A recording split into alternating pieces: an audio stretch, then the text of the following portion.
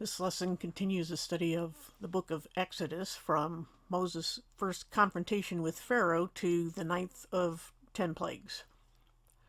And we see chapter 5 there.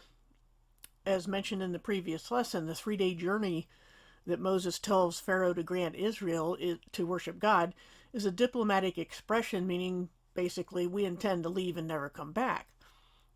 Verse 8 is where Pharaoh decides that the only reason this request has been made is because the slaves have too much free time and spend it listening to troublemakers like Moses. So in his infinite wisdom, he turns the screws tighter by making them go out and scavenge for the straw that they need to make bricks. Now if we go down to verse 10, quotas are not being met, so the Hebrew foremen are being beaten. As the saying goes, the beatings will continue until morale improves. And we know how that, that usually works, but if we go down here a little bit farther to verse 15, the foremen are going to Pharaoh to ask why they're being beaten for this unreasonable demand, and they leave the court without any relief at all. Pharaoh just isn't going to listen at all. So on their way out, they meet Moses and Aaron. What bad timing. So the foremen vent their anger on them and blame them for their suffering. Who can blame them at that point? But that's what they do. They're thinking, ever since Moses and Aaron got there, things have only gotten worse. In turn, if we look down here at verse 22, Moses whines to God that not only has Pharaoh not let the people go, he has made them shoot the messenger, essentially, who didn't want to do this in the first place. We remember him telling God, pick somebody else. Well, now it seems like, maybe for now, it seems like he was right. But not in the long run, of course. And so now in chapter 6, God repeats his assurance and the promise he made to Abraham and Isaac, and then commands Moses to pass this on to the people of Israel. But of course, if we go down here to verse 9, the Israelites aren't in any mood to listen. Even so, God tells Moses to try a second time with Pharaoh, and Moses repeats his claim of being a poor speaker, in spite of such a statement making God angry at him the first time he said it. But he tries it again anyway. There seems to be a pattern here between Moses and Israel. And then down in verse 14, at this point, the text stops to do a genealogy of the sons of Levi, and we might wonder why here and now and why Levi. But Constable's notes, as usual, the link is in the description, argues that it's to establish the pedigree of Moses and Aaron, since Israel isn't listening to them anymore. There's also a handy genealogical chart in those notes, so you might want to check that out. So now to chapter 7, we'll skip down to that, past the genealogy.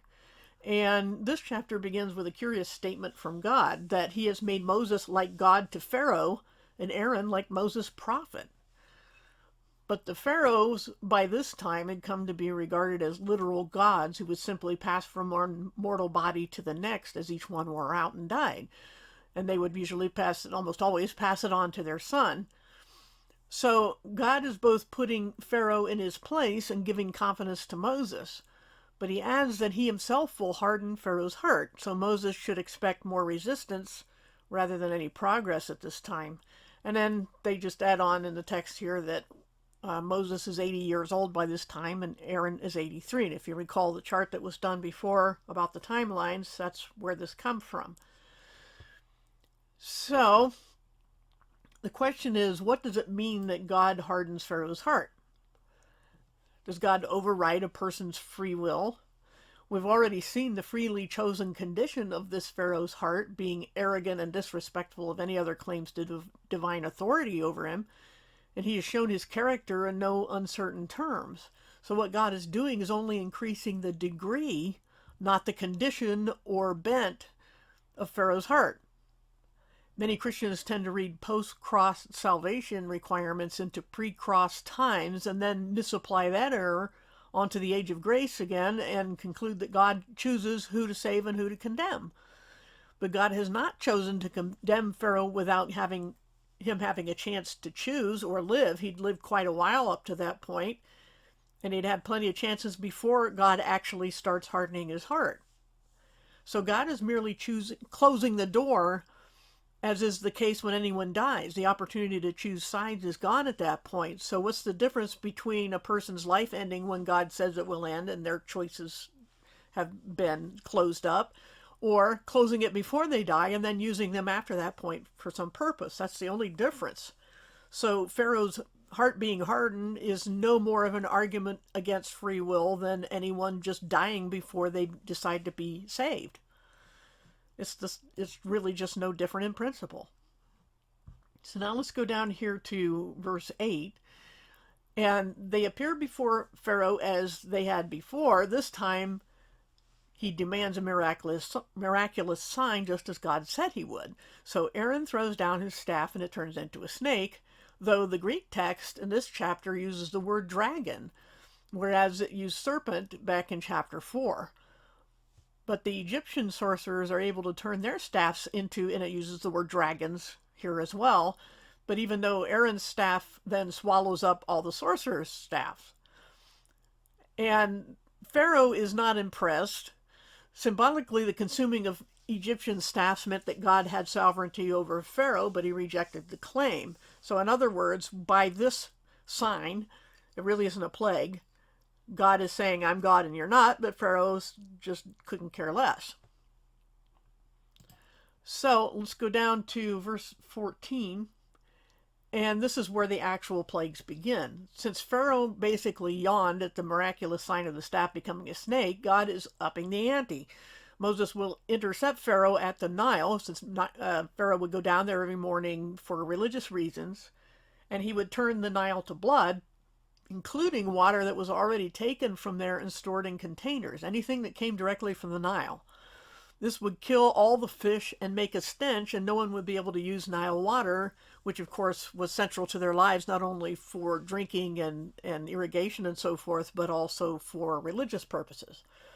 Now, Constable notes that various natural plagues, such as of frogs or bugs, hail, darkness even, were common seasonal problems, but God is going to directly control their timing and their intensity, and in some cases, their selectiveness in afflicting only the Egyptians. The notes also state that these plagues will all take place in northern Egypt near Zoan per Psalm 78:43, and that, of course, is either the same as or near Goshen, where the Israelites lived. So God has prepared Moses before, and now he's preparing Pharaoh. And then we'll go down here to verse 20. And so Moses and Aaron do what God commanded, and the result is as God told him it would be. But again, the Egyptian soothsayers do the same. So again, Pharaoh yawns and goes home. It would have been much more impressive if the soothsayers could undo what Moses did, instead of only copying it and making things worse for their own people. And this condition lasts for 7 days, which, if it were merely the seasonal redness of the water from flooding, it would have lasted about 3 months, and the water would still have been drinkable, not deadly to the fish. So it is a miracle, regardless if any natural cause was involved at all. This one had significant differences from the seasonal problem. So now let's go down to chapter 8, to the second plague, and that is that the Nile will swarm with frogs, and they'll come out onto the land and enter all the houses. As one of the many sacred animals, a person could be put to death even for killing one accidentally, so having them underfoot would be a huge problem for the Egyptians. And then we'll go down here to verse 8. Only after this happens does Pharaoh ask Moses and Aaron to end the plague. And again, we note that he doesn't ask his sorcerers to do so, obviously because they're unable. But God, through Moses, lets Pharaoh decide the moment the plague is to end. So there's another unnatural thing. But when it does, and they've piled up the frogs and the land just reeks with the smell, you would think this would have put a dent in the people's reverence for them as sacred animals. But like any of us, as soon as God answers the prayer and everything's cleaned up, Pharaoh retracts his promise to let Israel go. So let's go down here to verse 16. The third plague is of gnats, though it could also mean lice or fleas or even mosquitoes, according to what research or commentator you read. But this time the soothsayers can't duplicate the plague, and they recognize a divine power, at least, more powerful than their dark arts. Pharaoh just shrugs it off, even though his own magicians were outmatched and have just basically admitted to using tricks instead of actually having power. And then down in verse 20, we see the fourth plague that is something called dog flies, but just to make sure the Egyptians don't think Moses is working for any run-of-the-mill deity, God only sends it on the Egyptians and not the land where the Israelites live. And this time, God does it without requiring any action on the part of Moses or Aaron. Constable notes that these flies preferred to latch onto people's eyelids and could actually cause disfigurement because of the swelling, because these flies would bite and sting. And not even Pharaoh's house is spared, but if we can see down here in verse 25, even though he finally agrees to let Israel worship God, he wants them to do so in Egypt. But, so at least they get a day off. He thinks he's being nice by doing that. But since such worship would involve animal sacrifice, the Egyptians would kill them, so they have to leave Egypt entirely. And God will not compromise or strike a deal, and Moses warns Pharaoh not to lie again. But Pharaoh, he'll relent, but once again, as soon as Moses prays for God to end the plague, Pharaoh breaks his word. Now the fifth plague starts in chapter 9, and it's of a terrible disease on the cattle and horses and oxen and sheep, in other words, their work and farm animals. And again, the land of Goshen is spared. This time, Pharaoh makes no offers or promises, but just digs in his heels and refuses to let Israel go. And then in verse 8, the sixth plague is of terrible boils that break out on the skin of all the Egyptians and their animals after Moses throws handfuls of soot into the air as Pharaoh watches. He still couldn't care less, and this is the first time we're told that God actually causes his obstinance. This is the first time where God says, I did this. I hardened his heart. And it took 6 plagues. The first 5 were Pharaoh's own problem. And then down verse 13, if all that wasn't enough, the 7th plague will prove once and for all that Egypt has no God like the God of Israel. God explains to Pharaoh through Moses and Aaron that the only reason Egypt hasn't been totally and instantly wiped out is because God is using all this to prove his point. But this time he gives a warning to whoever among the Egyptians chooses to listen to put your people and animals under strong shelter because a hailstorm is coming, the likes of which will never have been seen in Egypt before. Some of Pharaoh's attendants actually listen, but others don't. So even in this, God is showing mercy to Egyptians on an individual basis. So he's letting them choose because they're having to do what Pharaoh says, and even they are given a chance individually to listen to God and spare themselves some of the suffering. Now let's go down to verse 22, where we see that the plague turned out to be not only the hail itself, but also very loud thunder and a fire that, as the Greek text puts it, ran about on the land. Lightning is referred to as fire in verse 24, so we could speculate that this might have been something like ball lightning, though some commentators think it means that lightning would just strike the ground and cause fires which spread on the land. Regardless, none of this affected the land of Goshen, and that's the point. But it's just an interesting statement about fire running along the ground. So now down to verse 27, God finally has Pharaoh's attention, and Pharaoh confesses his own sins and the sins of his people, but Moses, of course, knows better than to think Pharaoh's being honest at this time, even though all their crops were ruined except what they say the later harvests and that hadn't come up yet, and many people and animals had died. And as expected, when the plague stops, so does Pharaoh's shallow guilt trip, an even shallower promise. So now we go down to chapter 10, and God is about to unleash the 8th plague, and he tells Moses that with it he will make fools of Pharaoh and his court. This time it's locusts who will cover the land and strip it of whatever the hail plague didn't pulverize. And as soon as Moses leaves Pharaoh's court, his advisors ask him if he's even aware that Egypt is already in ruins. But Pharaoh's retort is that Israel will indeed need their God's help if he lets more than just the Hebrew men leave the country. That's what he was offering. Well, just the men can go. In other words, he'd rather see everybody die than to give in. So if we go down to verse 12, we'll see that God sends the plague, and again Pharaoh pretends to really mean it this time, and Moses prays for relief anyway, but God hardens his heart again, and the stalemate continues, even if it means the ruin of Egypt. He just couldn't care less. So then we come to the 9th plague, down in verse 21, and it is a palpable, gloomy darkness. And it comes only on the Egyptians, even without Moses saying anything to Pharaoh. It lasts for 3 full days, which some say also refers to a future prophetic event. But no such thing is prophesied except over the kingdom of the beast during the tribulation, and it doesn't say the number of days. So some people say we're looking for, the 3 days of darkness. I don't know why. Just because a lot of the plagues of Revelation have similarities to the plagues of Egypt doesn't mean they will be repeated, doesn't mean they won't. But nowhere in Daniel or Revelation do we see anything but darkness coming on the kingdom of the beast only, and not for any specified number of days. But it is the similar kind of darkness that is something that is almost felt and terrifying.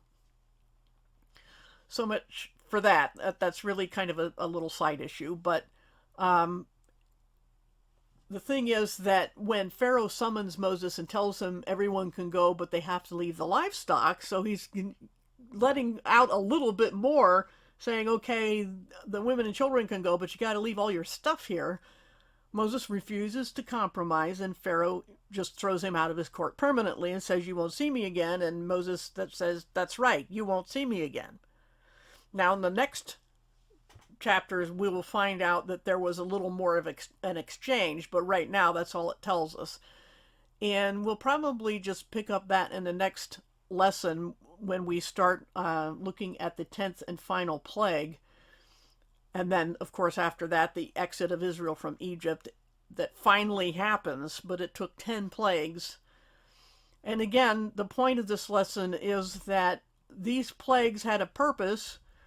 And even though at first Moses was being made to look bad by it, and I'm sure we can all draw lessons from that because we do the same thing. We do something we're sure that God wants us to do, and then things get worse. And the important thing is that God is always shaping us, and we have to trust him anyway and make sure that we're hearing him properly, and then we're not just saying, I heard a voice in my head and I'm sure it was God, because too many people do that. Especially, I mentioned about the 3 days of darkness belief in something happening in prophecy. But a lot of people, sincere people, don't seem to know the difference between a vivid imagination and God actually speaking. You would think if you watched prophecy websites and video channels that some people go to heaven every other day and get a tour and get to sit on God's lap and talk to him, or that Jesus appears to them every night in dreams and tells them specific details of what's going to happen next. And I'm having a hard time believing that. I mean, these sort of things are recorded in the Bible because they are rare. Miracles, by definition, are unusual. And yes, the Bible does say that people will have visions and dream dreams, but not every 5 minutes, and not everybody regardless of their walk, and not everybody who just says, I heard a voice or a thought popped in my head and it must be God.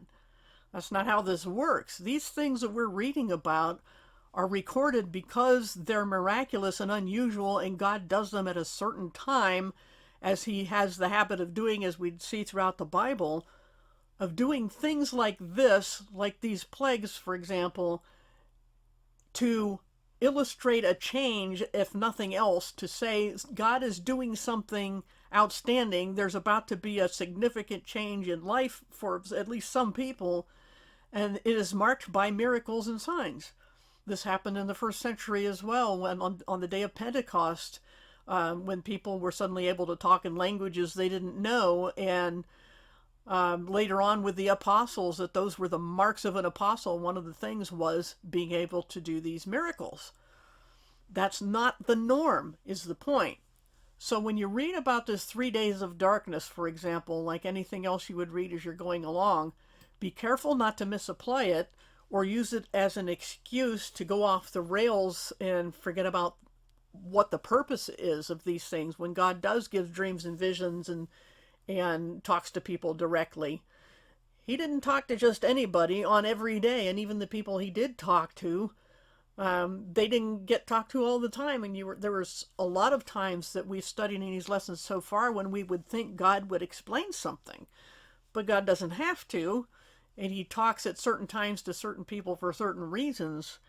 And no matter what times we're living in, when it comes to prophecy, we have to remember that we can't just take every idea that pops in our head or follow any Pied Piper that says, I've got the calculations, I know exactly when such and such is going to happen.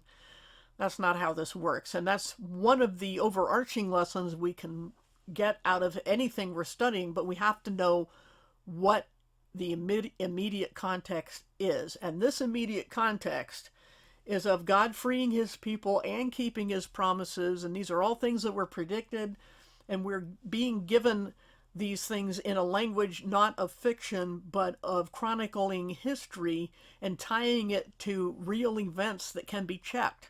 That's one of the unique things about the Bible, is fulfilled prophecy and its historical accuracy, because the Bible is giving names. Now, it doesn't say exactly, for example, which exact Pharaoh, the name of the Pharaoh, although you can look at Constable's notes and find out more about that. But the point is, and you have to be careful also with secular Egyptology, there's a bunch of bias and errors in that too. But the point is that whenever the Bible is giving an account of something that happened, it doesn't try to couch it in cryptic language so you can't track it down. That's the point. The Bible gives names and dates and ages and ties them to events in history. So, at any rate, we will continue on, as I said, with the final plague and then exactly what happens as they leave Egypt next time.